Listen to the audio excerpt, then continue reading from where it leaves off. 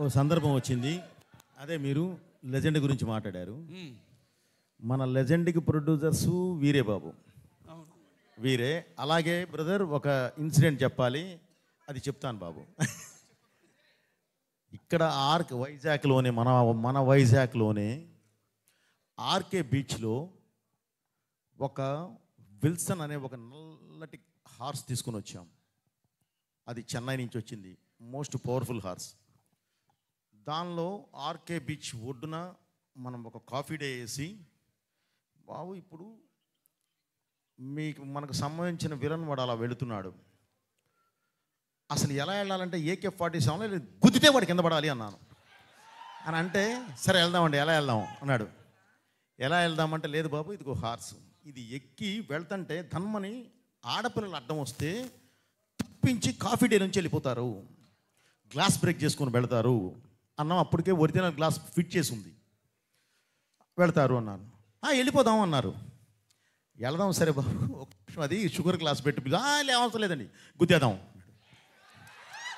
గుద్దేద్దామా బాబు, ఒక నిమిషం ఆగు, సరే గుద్దుదామని చెప్పి వెళ్ళి ఏదో చిన్న నీకు కావాల్సిన సెక్యూరిటీకి కావాల్సిన ఏ కావాలో అవి తీసుకొని వదిలితే హార్స్ 110 కిలోమీటర్ స్పీడ్తో వెళ్ళి కొడితే 40,000 మంది 5 నిమిషాలు క్లాప్స్ కొడుతూనే ఉన్నారు.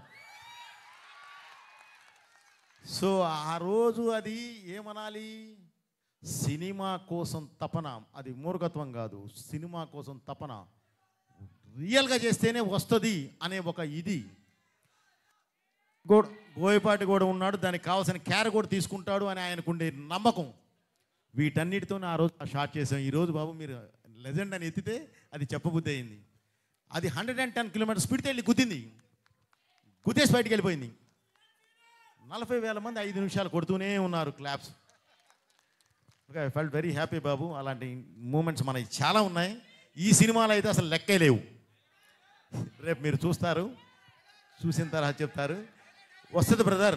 ఈరోజు యాక్చువల్లీ ఈ సందర్భంగా డైలాగు అన్నీ మాట్లాడేవాళ్ళమే, కానీ ఎందుకు ఆగామంటే బ్రదర్, ఈరోజు మనం కమర్షియల్గా ఒక మంచి మాస్ సాంగ్ మీ ముందుకు తీసుకొచ్చాం. ఓకే, ఇప్పుడు వేదం గురించి, ఇప్పుడు ధర్మం గురించి, ఇప్పుడు ఈ దైవం గురించి మేము దాని మీదకి వెళ్ళటం కరెక్ట్ కాదు అన్న ఉద్దేశంతో ఆగడం జరిగింది. అందుకని బాబు గారు కూడా స్లోగా 1 by 1 మాట్లాడుతున్నారు. అది థ్యాంక్ యూ బ్రదర్, అందరికీ థ్యాంక్స్. ఇక్కడికి వచ్చిన పాత్రికేయులకి, ప్రింట్ అండ్ ఎలక్ట్రానిక్ మీడియా, నా అభిమానులు, భావస్థరాణి జన్మాంతర సౌహృదాన్ని అంటాను. అంటే పోయిన జన్మలో మనకున్న అనుబంధంతో, మనకున్న పరిచయాలతో ఈ జన్మలో ఒకళ్ళిద్దరిని పొందొచ్చు, అప్పుడు ఒక 100 మంది ఉండొచ్చు. కానీ ఇన్ని వేల లక్షల కోట్ల మంది అభిమానులు పొందడం అంటే అది ఏ జన్మల అనుబంధమో, ఏ విడదీయలేని అనుబంధమో అని నాకు అనిపిస్తూ ఉంటుంది. సో చెప్పాము బాబు, ఇప్పుడు మీరు రిలీజ్ చేసింది మంచి పాట, ఐటమ్ పాట కాదు ఇది. సినిమాలో చూస్తారు ఈ పాట ఏ సందర్భంలో వస్తుందో మీరు చూస్తారు రేపు. ఏ రుణానుబంధము కూడా అనిపిస్తుంది నాకు. సో కాబట్టి బాబు ఇది సంతోషంగా మీరంతా ఇక్కడికి వచ్చినందుకు ఓకే ఉంటాను. Thank you.